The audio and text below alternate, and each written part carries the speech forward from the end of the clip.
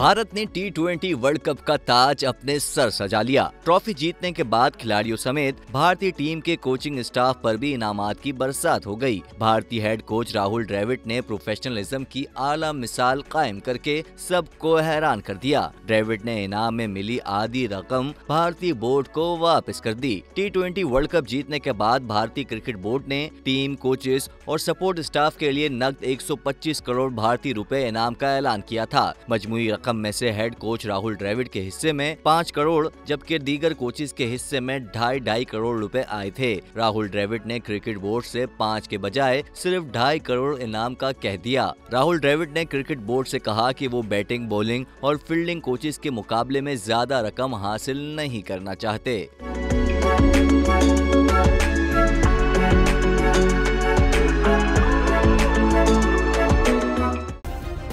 Subscribe करें और bell दबाएं ताकि कोई खबर रह न जाए।